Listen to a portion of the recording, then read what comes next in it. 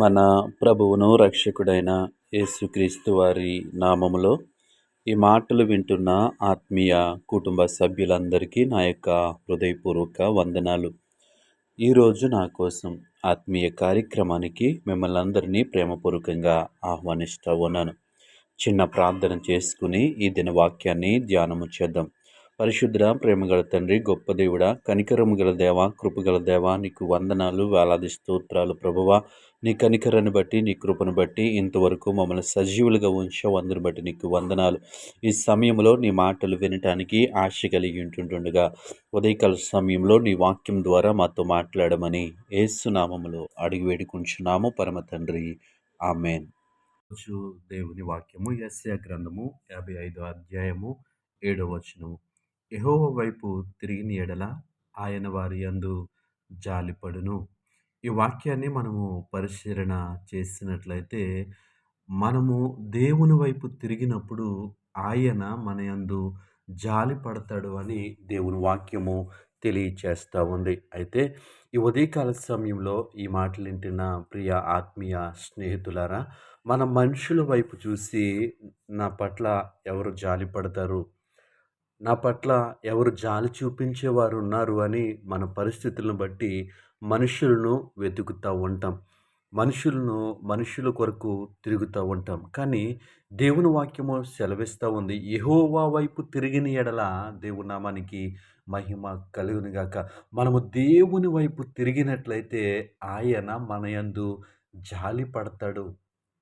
ఆయన మన యందు జాలిపడి ఆయన మనల్ని కనికరిస్తాడు. ఆయన మనకి కృప చూపిస్తాడని దేవుని వాక్యము తెలియచేస్తూ ఉంది. ఈ లోకములో శరీరానుసారంగా జీవిస్తున్నటువంటి మనము, ఈ లోక సంబంధమైనటువంటి వ్యక్తులుగా ఉన్నటువంటి మనము చాలా సందర్భాలలో ఎవరు నా పట్ల జాలి పడతారు, ఎవరు నాకు సహాయం చేస్తారు అని మనుషులను వెతుకుతూ ఉంటాం. వారి కొరకు మనము పరిగెడతా ఉంటాం. కానీ దేవుని వాక్యం తెలియచేస్తూ ఉంది ఈ ఉదయకాల సమయంలో, యెహోవా వైపు తిరిగిన ఎడల, మనము దేవుని వైపు తిరిగినట్లయితే ఆయన మన యందు జాలి పడతాడు.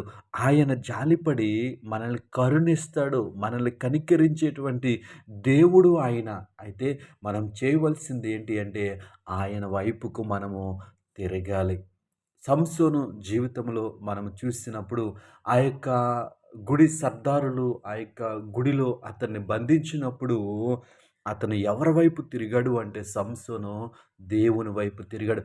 ఈ ఒక్కసారి నీ ఆత్మను నాకిమ్మని అడిగాడు. అంటే అప్పటి వరకు అప్పటి వరకు దేవుని యొద్ద క్షమాపణ అడగినటువంటి సంసోను ఒక్కసారి ఆ యొక్క కళ్ళు లేనటువంటి పరిస్థితుల్లో, కాళ్ళు చేతులు బంధింపబడినటువంటి పరిస్థితుల్లో ఎవరి వైపు తిరిగి సహాయాన్ని అడుగుతా ఉన్నాడంటే దేవుని వైపు తిరిగి సహాయాన్ని అడుగుతున్నాడు.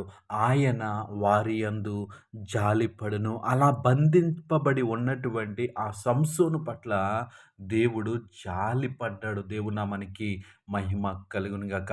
ఈ ఉదయకాల సమయంలో ఈ వాక్యము ఎలాంటి పరిస్థితుల్లో వింటున్నావో నాకు తెలీదు గానీ, దేవుడు నీతో నాతో మాట్లాడుతా ఉన్నాడు. నీవు దేవుని వైపు తిరిగిన ఎడల, నేను దేవుని వైపు తిరిగిన ఎడల ఆయన నా యందు, ఆయన నీ యందు జాలిపడి మనకి సహాయము చేస్తారు. ఈ లోకంలో మనుష్యులు జాలిపడినట్టు నటిస్తూ ఉంటారు. జాలిపడినట్లుగా మనల్ని ఓదారుస్తూ ఉంటారు. కానీ వారి మనస్సులో ఎలా ఉంటదంటే, ఈడికి భలే జరిగింది, ఈడికి ఇలా జరగవలసిందని వారి హృదయంలో అనుకుంటా ఉంటారు. కానీ దేవుడు అలాంటి వాడు కాడు. మనుషుని యొక్క ఆలోచనలు వేరు, దేవుని యొక్క ఆలోచనలు వేరు. ఈ ఉదయకాల సమయంలో ఈ మాటలంటే నా ప్రియ ఆత్మీయ స్నేహితులారా, మనము ఎవరి వైపు తిరగాలి అంటే దేవుని వైపు తిరగాలి. ఎప్పుడైతే మనము దేవుని వైపు తిరుగుతామో ఆయన మన యందు జాలిపడి మనల్ని కనికరించి మన పట్ల కృప చూపించేవాడిగా ఉన్నాడు. కాబట్టి ఈ వాక్యమును బట్టి మనము దేవుని వైపు తిరుగుదాం. ఆయన అట్టి కృప మనకి అనుగ్రహించునుగాక. ఆమేన్.